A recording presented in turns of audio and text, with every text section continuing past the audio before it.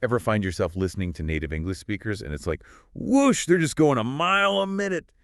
You can pick out a word here and there, but the rest just kind of blends together, right? It's like one big jumbled sound puzzle sometimes. Yeah, I can definitely see how that would happen. Even if you know a good amount of vocabulary, it's totally different when you hear it all coming at you in a natural, fast conversation. It really is. So today we're going to check out some tips that might help you decode some of that rapid-fire native English. We've got a YouTube video from LEP Learn English podcast, and it's called 7 Tips for You to Sound Like a Native English Speaker, S Podcast, and Chill Beginner. Sounds fun. Yeah, and while there are videos about sounding like a native speaker, we're going to kind of broaden that out a bit for our deep dive today. We're really going to focus on pulling out the most helpful advice that will not only help you speak more naturally, but I think even more importantly, to really understand how native speakers are talking, even when it feels super fast. It's like a shortcut to understanding the, I guess, the secret code of spoken English. So, where do we start? What's tip number 1? Well, they kick things off with a pretty fundamental idea for understanding how English is spoken naturally, and that's something called connected speech. Connected speech, okay. Now, I got to admit, that sounds a little technical. Can we break that down a bit? What exactly does that mean when we're talking about, everyday conversations? Absolutely. In the simplest terms, it's how native speakers tend to link words together when they're speaking at a normal pace. Instead of saying each word separately with a clear pause in between, the sounds kind of smush together a bit. Makes everything sound smoother and more natural, really. So it's not like we're in English class carefully pronouncing every single syllable. Not really, no. Right, so it's more like, I don't know, like a river slowing instead of like separate drops of water or something. Exactly. A good example they use in the video is the phrase, "let me see."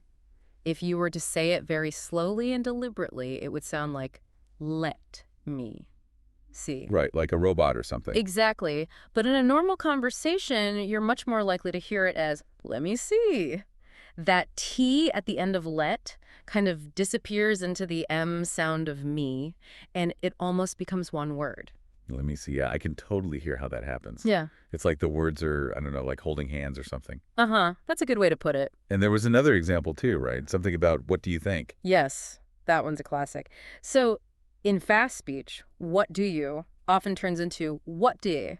The T in what gets swallowed up by the do you, which itself becomes compressed, is just the natural way our mouths move when we speak at a faster pace. What? Yeah, definitely. Another one they mentioned was I have to go, becoming I gotta go. Another perfect example, have to becomes have to, and then simplifies even further to just gotta. Super common. Okay, so it's not that native speakers are being careless with their pronunciation. It's more that this blending and shortening just makes everything flow better and it's like physically easier to say. Precisely. It's all about efficiency and that natural rhythm of the language. So for someone listening who's maybe struggling to understand this connected speech, what can they do to get better at catching it when they hear it? Well, the video recommends a technique called shadowing. Basically, it means listening to native speakers and then trying to repeat exactly what they're saying, mimicking their pronunciation and rhythm. Shadowing, like a shadow. Exactly. The idea is to become like a vocal shadow of the speaker. Okay, that sounds interesting, but how would someone actually go about doing that? Do you just pick any random English audio? The video suggests starting with shorter sentences from audio sources where the speech is pretty clear and natural. Podcasts designed for English learners are good, or some YouTube videos, maybe even some TV shows with clear dialogue. You listen to a sentence, pause, and try to repeat it exactly the same way, paying attention not just to the words, but also to the speed, the ups and downs of their voice, even the emotion they're putting into it. So like if the speaker sounds happy, I try to sound happy too. Or if they're being sarcastic, I do my best sarcastic impression. Exactly. It's about capturing that overall feeling of the speech, not just the words themselves. And the video even mentions that you can try speaking along with the audio, like simultaneously. That's more advanced, but it can be really helpful. Wow, that sounds challenging. Like trying to sing along to a really fast rap song, maybe. Yeah, kind of. But it's great for training your mouth muscles and getting a feel for the natural flow. Now, what if I'm listening and trying to shatter, but I can't understand every single word? Like, should I stop and try to figure out every little sound? The video actually addresses that. They say, don't worry too much about understanding every single word right away. The goal is to just let your ear get used to the sounds and how they blend together. As you become more familiar with these patterns, you'll start to naturally understand more. That makes me feel better because I was thinking, what if I miss a word or two or five? It's all part of the process. Okay, so that's connected speech, the first key to unlocking more natural sounding English. What's next on the list? All right, bring on tip number 2. Tip number 2 takes us into the world of idioms. Ah, idioms. Those are the funny little phrases that don't actually mean what the individual words mean, right? Exactly. Like, piece of cake doesn't literally mean a slice of cake. It means something is easy. Piece of cake, yeah. And wasn't there another one? Spill the beans. Yep, spill the beans means to reveal a secret. And the video points out that these idioms are everywhere in everyday English conversations. Okay, so why are these idioms so important for someone who wants to understand native speakers and maybe even start to sound a bit more like a native speaker themselves? Well, for one thing, if you don't know what common idioms mean, you could easily miss the whole point of what someone's saying, even if you understand all the words individually. It's like, if you walk into a movie halfway through, you might understand the words people are saying, but you're not really getting the whole story, right? Perfect analogy. And the video also points out that idioms are often really tied to culture. A lot of them come from historical events or old stories or just reflect everyday life from like a different time. They mentioned hit the sack for going to sleep, which apparently might come from the time when people literally slept on sacks filled with straw. Oh, wow, I never knew that. So learning idioms is kind of like getting a mini history lesson along with the language lesson. Exactly. It's not just about the words, it's about the culture behind them. Okay, so how can someone go about actually learning and using idioms? Is it just a matter of memorizing a list? The video recommends learning 1 or 2 new idioms every day and trying to actually use them when you're speaking. They give the example of break the ice, which means to start a conversation in a social setting. They make it clear that you're not literally breaking any ice, of course. No ice smashing required. Aha, exactly. So it's more about learning these set phrases and then kind of consciously working them into your conversations until it feels natural. That's the idea. It might feel a bit weird at first, but with practice, you'll get more comfortable. Okay, so we've got connected speech and idioms. What's the next tip from the Learn English podcast video? Number 3 is all about slang. Ah, slang. Now that's where things get really informal. Yeah, slang is that kind of language that pops up more in everyday conversations, often among younger people, but you wouldn't really find it in a textbook. Right, it's like the cool kid language. Haha, kind of. The video gives examples like chill for relax and cool for awesome, and they even joke that they probably use those words way too much in their own podcasts. Classic slang words, for sure. And they also mention sick, meaning awesome. That one can be really confusing if you're thinking about someone being ill. Definitely. And they make a really good point that slang changes super fast. What's popular today might sound totally outdated in a year or two. So how do you keep up with all that? The video suggests looking at reality shows and stuff on TikTok since those platforms tend to use a lot of current slang. That's a good idea. I hadn't thought of that. And they even shared a recent slang word they learned, slay, which means to do something really well. Slay. Yeah, I've heard that one. So it's about recognizing that slang exists and being open to learning these informal words and phrases from real-life sources. Exactly. It can make you sound more natural and relatable, but you also have to be careful about the context. Slang isn't always appropriate for every situation. Right? You probably wouldn't want to use a bunch of slang in a job interview. Okay, so we've got connected speech, idioms, and slang. What's the next tip on the list? The next one shifts focus from the actual words to how we say them. And that's where intonation comes in. Intonation, okay. So that's like the music of our voices, right? Yeah. The way our voices go up and down as we speak. Exactly. It's not just the words you say, it's the tune you use to say them. It's what conveys things like emotions and emphasis. I know the classic example is that our voices go up at the end of a question, right? Exactly. That rising intonation tells the listener you're asking something. But intonation does so much more than just that. It can express happiness, sadness, excitement, sarcasm, all sorts of things. So if I say, that's great, in a flat, monotone voice, it doesn't really sound like I mean it, right? Exactly. Your intonation could make it sound sarcastic or even like you're not really interested. They actually brought up a research study in the video, didn't they? Something about intonation and emotion. Yes, it was called Intonation as an Interface Between Language and Effect. And it basically showed how important intonation is for understanding people's feelings. Okay, so intonation is super important. But how do you actually practice it? It's not something you usually find in a textbook. The video recommends just listening to native speakers a lot and trying to mimic their intonation, watch movies, listen to podcasts, and pay attention to how their voices rise and fall. So it's like shadowing again, but this time you're focusing on the music of their speech more than the words themselves. Exactly. It's all about becoming aware of the melody of the language. Okay, cool. So we're tuning into the sounds of English. What's tip number 5? Tip number 5 brings us to collocations. Collocations. That sounds kind of technical. Can you explain what that is in, regular words? Simply put, it's about words that naturally go together in English. Like certain words are just best friends and they like to hang out together. Word besties. Haha, exactly. In the video, they give the example of make a mistake. That sounds natural.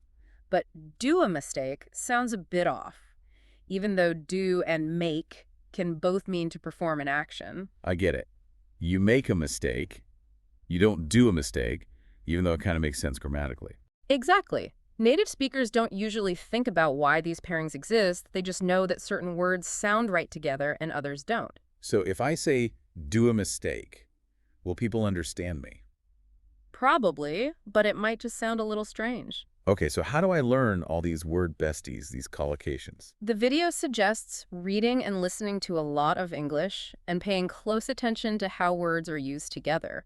Try to memorize commie phrases rather than just single words. So instead of just learning the word mistake, Yeah. I should try to remember make a mistake as a whole unit. Exactly. It's about learning the chunks of language that naturally occur together. Got it.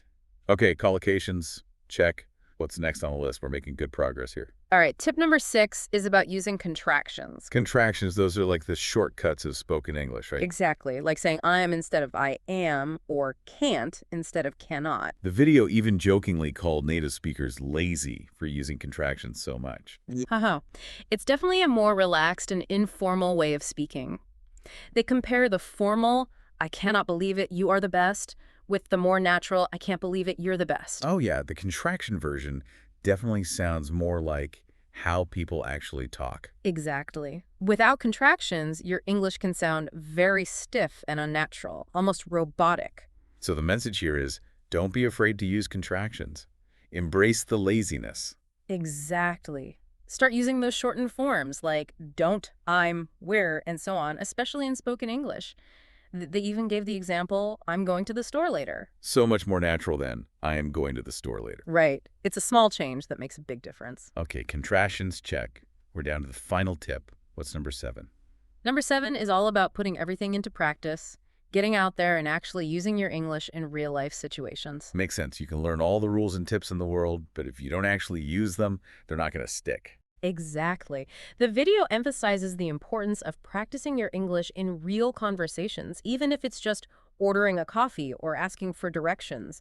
They say a lot of learners get stuck on grammar rules, but then freeze up when they have to actually talk to someone. I know that feeling. It's way easier to conjugate verbs in a textbook than it is to actually use them in a spontaneous conversation. Absolutely. And they give a great example about ordering at a cafe. Instead of just saying, one coffee, which sounds a bit blunt, you could say something like, can I get a coffee, please? Right, so it's not just about the grammar, it's about the social context and how you actually phrase things in a real conversation. Exactly. And if you don't have lots of opportunities to practice speaking face-to-face, they suggest imagining yourself in different situations and practicing what you would say. You can even role play with a friend or language partner. So get out there and use your English, even if it's just talking to yourself in the mirror. Haha, exactly. Any practice is good practice. All right, that covers the 7 main tips from the video. But they also talked about some useful vocabulary and answered a few listener questions, didn't they? They did. They went over 10 common phrasal verbs and expressions like break something down, be sold on something, let something slip, get the hang of something, and a bunch of others. Yeah, I thought it was really helpful how they gave clear examples of each one so you could see how they're actually used. Definitely. Those kinds of phrases are super common in spoken English, so understanding them is really important. And then they tackled a few questions from viewers, like, why do native speakers use so many idioms? Their answer was basically that idioms add a lot of color and personality to the language, and they're a big part of the culture. Makes sense. And then there was, what's a good way to learn slang and keep up with all the new words? They recommended watching reality shows and checking out videos on TikTok since slang changes so quickly, and those platforms tend to use a lot of current slang. Good tips. And then they answered, why is intonation so important in English? They said that intonation is key for conveying meaning and emotion, so if you use it correctly, you're less likely to be misunderstood. And the final question was, what's an easy way to learn common collocations? Their advice was to read and listen to as much native English as you can and pay attention to which words often appear together. Great recap. So just to summarize everything for our listeners, the 7 key strategies for understanding and sounding more natural in English are Yep. focusing on connected speech, learning and using idioms, understanding slang, paying attention to intonation, learning common collocations, using contractions, and practicing in real-life situations. Wow, that's a pretty comprehensive list. And the video makes a good point that you don't have to try to master all of these things at once. Pick 1 or 2 areas to focus on and gradually incorporate them into your English. Exactly. Small steps lead to big progress. So for everyone listening, maybe think about which of these 7 tips you could start working on this week. Which one do you think would make the biggest difference for you? And remember, every little bit of practice helps. Here's a little challenge for you. Try to use at least one contraction in your next English conversation. Or maybe even try slipping in a new idiom you've learned. See how it feels. And as you listen to more English, really pay attention to those elements we talked about. Notice how words connect. Listen for idioms and slang. Pay attention to intonation. And see if you can spot those common collocations. That's a fantastic way to keep learning and improving. Well, that brings us to the end of our deep dive for today. But before we wrap up, here's a final thought for you to ponder. As you continue your English learning journey, consider how these elements of spoken English has it. The connected speech, the idioms, the slang, the intonation, the collocations, the contractions. How do they all reflect not just the language itself, but also the culture, and maybe even the way of thinking in English-speaking societies? Pay attention to those subtle aspects in the English you encounter, and you might discover some interesting insights. Thanks so much for joining us, and we'll catch you on our next deep dive.